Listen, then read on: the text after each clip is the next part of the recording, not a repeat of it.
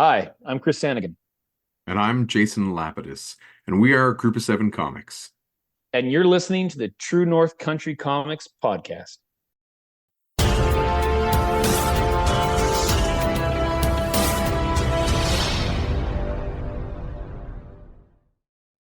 Welcome to the True North Country Comics podcast, dedicated to promote Canadian comic book and graphic novel creators and supporters.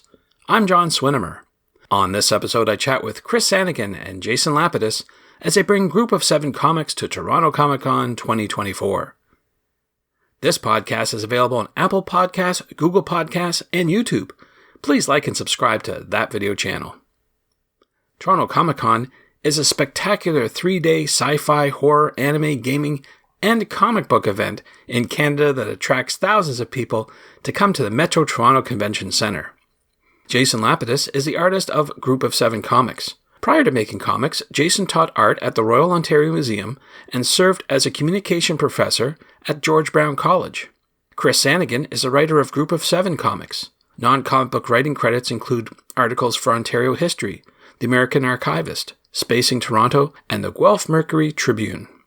Group of Seven Comics is a publisher of creator-owned independent comic books based in the Greater Toronto Area and the home of acclaimed comic book series Group of Seven Comics. Their singular mission is to tell great stories. Oh, one more thing. After the interview finished, Sequential magazine announced the nominees for the 2023 awards. Group of Seven Comics received a nomination in the Best Comics Book category for Peregrine's Hunter's Moon. This standalone tale finds the team playing a deadly game of cat and mouse deep in the mountains of British Columbia. You can discover more about the awards at sequentialpulp.ca. So, without further ado, here's my chat with Chris Sanagan and Jason Lapidus as they bring Group of Seven comics to Toronto Comicon 2024. So, Chris Sanagan and Jason Lapidus, thank you very much for taking time to chat with me. Yeah, thanks, John. Thanks for reaching out. Happy to be here. It's our pleasure. Well, I appreciate your time. Before I get to all the questions, I've got to ask you, and this is like something I've been dying to know about. You both attended the Angoulême International Comics Festival in France, so I want to know how did it go for you? What was it like? Jay, do you want to start? Sure. It was a dream come true. It was a very positive experience in every way. Whenever you do a travel show, there are a lot of variables that you can't always predict and things that are out of your control. And it could not have gone smoother from a logistics point of view. But as a comics thing, it was an incredible event where you're in this city. Well, I should say we were in this city where everyone there seemed to be completely on board with the festival and in love with the festival, in love with comics, from the littlest kid to the oldest person. We saw class field trips coming to the festival on the weekend from out of town, and everyone there was really in love with great comics. So it was a very positive and affirming place to be. And everyone was very friendly, and we saw incredible stuff. We got to go to the Museum of Comics that's in town and a couple art galleries, and it was awesome. And the food was really good. I will echo that. The food was great, but also it was unlike, just to Jason's point, it was unlike anything either of us had ever experienced. I think, to date, regardless of even creating comics, even just like enjoying and absorbing comics, it was unlike anything we had seen. It was, someone had said to me one time, I was looking at the numbers, and it was actually our friend Scott Chandler, and I said, oh, well, it's about the size of 2 fan expos, about 200,000 people. And he said, no, you're thinking about it. You have to frame it differently. He's like, it's more like 10 TCAFs. And we went, oh, that changes things. Just that reframing of it, of the kinds of things that we would experience at a Toronto Comic Arts Festival, as opposed to a fan expo. Both great shows. We both really enjoyed them for different reasons. But this was just this real community. Even though it was international, it was this real love and respect for the art form of comics and cartooning and creation. Less about the kind of economic side of it a little bit, and more about just the interest and love of the medium. I joked with Jason that I happened to be in Paris before the festival, and I was out at a restaurant with my wife, and we spied people walking into restaurants with like graphic novels under their hands, to talk about them. And we shared this experience with some Angoulême pros about, who've been there for a while, and they say, oh yeah, no, people will go out and they will, like, almost like book clubs. They will have comic reading and discussing events, usually at cafes and dinners. And so this is the atmosphere that we kind of walk in. That's really right. cool. That's really and just cool. to add to that, like you're saying, Chris, about it not really having that economic angle, like and not that there's anything wrong. I love collecting comics and I love comic conventions too. This just was an event that did not have the speculator market or the back issue collector idea there. It was all people who are interested in reading and interested in the art. And the readership in France alone is equal in number to that of the United States, with it only being 1/5 the population. Wow. So, and again, it's not the comic collector, it is the graphic novel reader or the bande dessinée reader. Right. So it has a very different feel. A little bit, reminded me a tiny bit of Word on the Street, in that it was this thing that was sort of entrenched in the city, and you access it by foot, and you go to different sections of that area or that part of town, and you go to different tents and such. This was similar, but it was in this medieval fortified city on a hilltop and on narrow streets, and there are the several pavilions that were temporary structures, but they were very well put together, and they could have easily been permanent. And that's where all of the different exhibitors were. Luckily, we were with a Canadian, like a trade mission. So there was a Canadian pavilion in the center of town, and it was sort of our home base from which we could operate. And it had a Canadian comics bookstore in it that we were featured in, and we would go to for signings, every day. And it was a really, really positive experience. I would highly recommend it to any fan of the medium or any maker. Glad to hear. Yes, and Glad to hear it went well. Yes, and you would be so, I think, again, coming from this side of the pond, I think you'd be pleasantly surprised to see the all ages aspect of involvement in this art. We would be doing signings, and we would be talking in our Ontario high school French to whether they were kids or whether they were older people or adults or parents or whatever it happened to be. It was just this, everybody was like, comics for everyone. And so it was just this like amazing space because of the inclusivity of that, I think. Sure. Or just the broad appeal. The broad appeal, yeah, for sure. And what was really great, because, as Jason mentioned, we were kind of part of this trade mission piece. And we kind of had a schedule, they'd say, oh, you're here at this time, and tomorrow you're here at that time. And so we're so used to the comic convention model where we're behind a table for 8 or 9 hours, talking to people, meeting people, selling our comics. And in this one, it was this really kind of nice experience in the sense where we would do a signing, and then, say it's 1:00. Oh, you're over in that tent. And then we would not have anything until 5:00. So we could experience the festival. We could go out. We could see these unbelievable exhibits from around the world.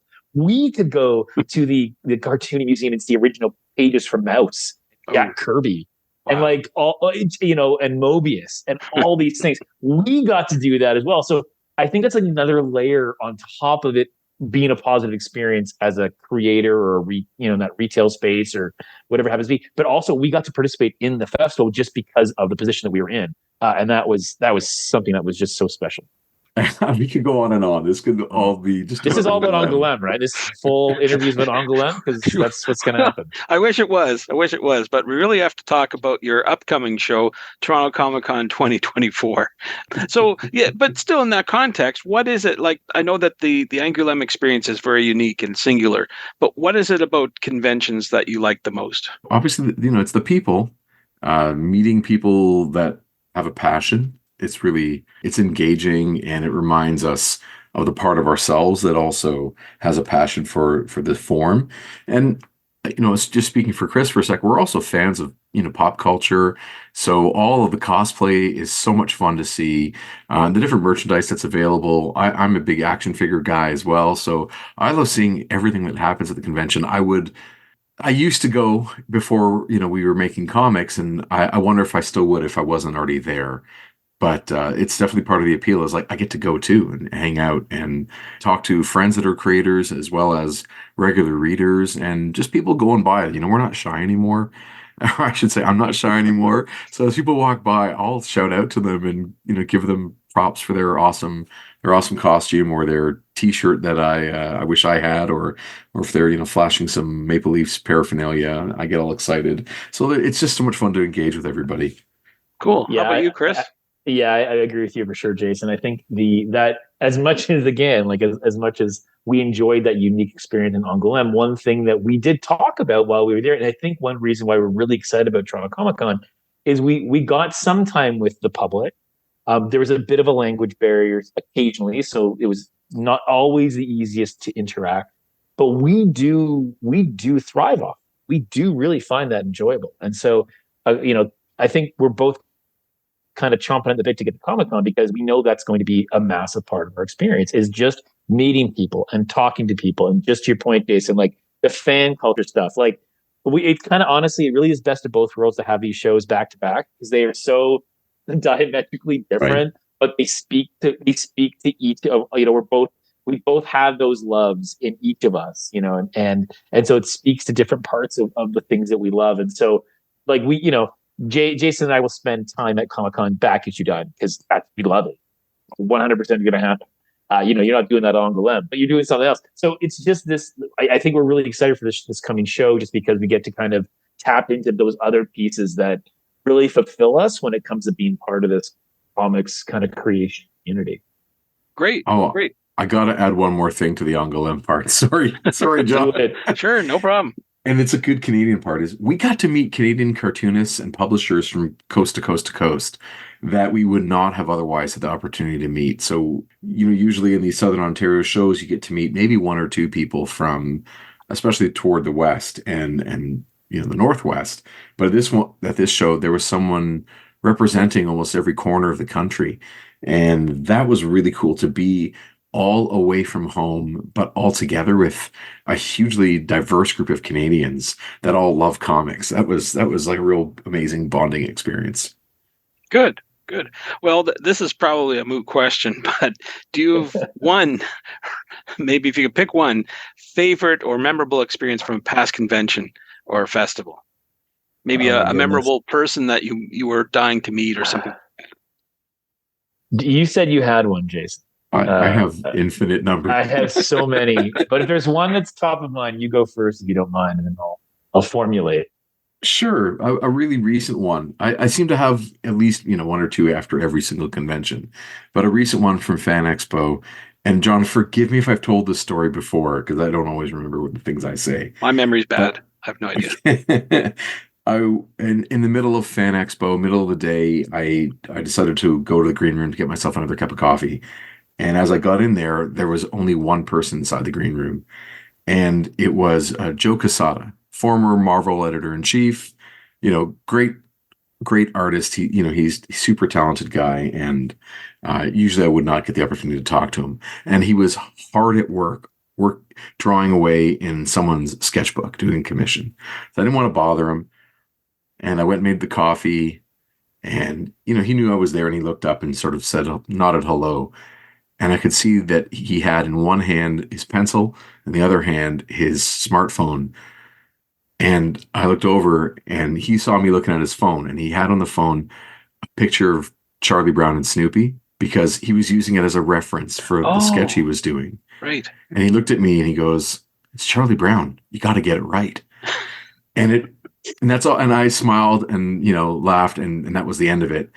But this idea that even complete amazing pro still uses references and still has that anxiety or that pressure to do a good job for a fan who probably paid really good money. I thought that was really sweet just to see the kid in him that still just wants to draw Charlie Brown really good.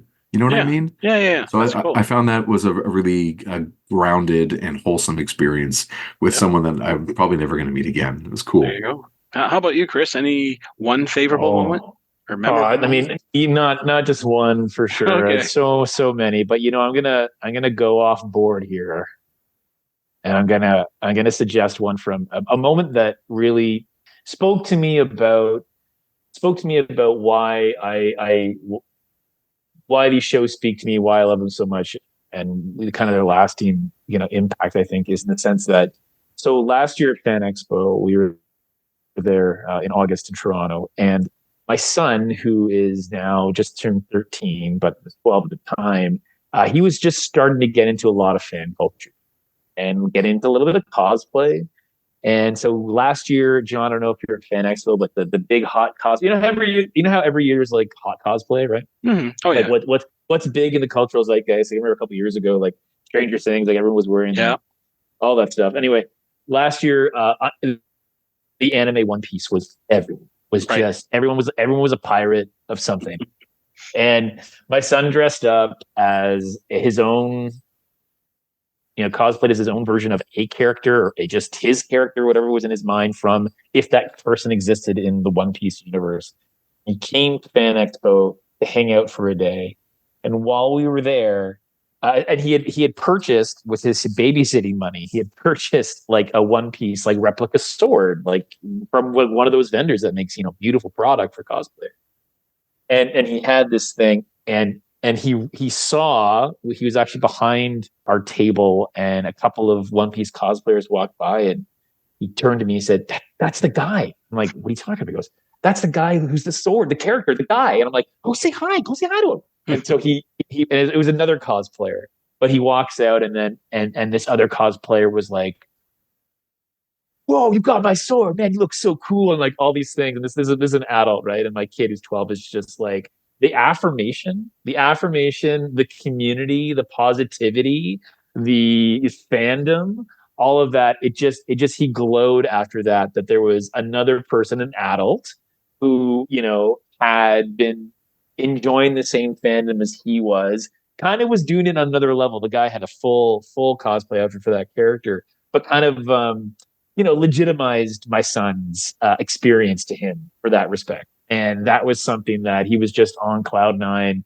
after that, having that recognition of that community, that fandom, that he was kind of part of something that was, beyond him, bigger than him. And so I think that it's a really nice memory for me because I got to witness it, which is amazing. And they took photos together and they look great, but also just like it's creating, sustaining fandom in such a loving way and positive way that, you love to see the next generation kind of pick it up and move on with it. I mean, I certainly had fandom for different things when I was his age. I never would have thought to have dressed up as a character, not even, beyond Halloween, those kinds of things. But I think it just kind of provides that ongoing spark, I think, that really fuels these communities. So that's a nice memory. Absolutely. For sure. Because you're both going to be exhibiting at the show, you're going to have a table. I wanted to know what will be on your table. What will you be offering to attendees as they go by? We have our latest trade paperback, Group of Seven Most Secret Tale, the expanded edition, which came out in September, October of 2023. And we're really happy to feature it at a show of this size because we did not have it for Fan Expo. So having it for Toronto Comicon will be such a treat. We'll also have the last couple copies of Peregrine's Hunter's Moon, which was a one shot that we put out last year in May, and it features the Peregrines on their first mission that we tell of them in Canada. And it was actually the first comic book we've made set actually in Canada in its entirety. Oh. And the copies of that are disappearing very fast. So we'll have that on the table as well. And some fan art, some prints from fan cultures, as well as some Group of Seven comics and Peregrine's prints. What else, Chris? Some cards from the Raid. Oh, yeah. We got series. Part of our trading card set. Yeah, it took us to book 14 to actually set a story in Canada, which is kind of considering the stock we trade in, I suppose. But yeah, we've got the expanded edition. You say it's the first time it's at a big show. We're really excited to have it available. It comes with 20 pages of bonus material as well as like a different format. I think Scholastic graphic size, and you're there. Plus new cover art, Jason, that you did beautifully, as well as a whole bunch of cool little things as part of that. It really is, I think, the addition of the book that we always wanted to make, but has attained a level that we're supremely quite with. And yeah, we got some Peregrine comics. Yeah, Hunter's Moon is almost gone. The more, that's funny. We keep doing these one shots, and each time we do another one, they go even more quickly. So that's a nice sign. Yeah, your prints. We've got a bunch of homage prints. We've got these cards as part of the Raid produced indie comics set, which is great to see our characters alongside a whole bunch of other amazing indie creators in the area. A great way to discover new stories and new characters. And then you'll just get our banter. We'll have our banter. Lots of good stuff. Our smiling faces. Sure. I won't be smiling out of spite. It'll be worth it anyway to go by your table. That's for sure. Oh yeah. I hope so. Jason, I've got to ask you, what is your go-to tool for creating art these days? What are you using? I'm leaning more and more toward analog, even though I've dabbled in the digital side and I still use it for certain things. I take so much pleasure in sticking with pencil on paper and ink on paper. I've been using a lot let me take off my glasses so I can get a clearer view here. The Tombow brush pens.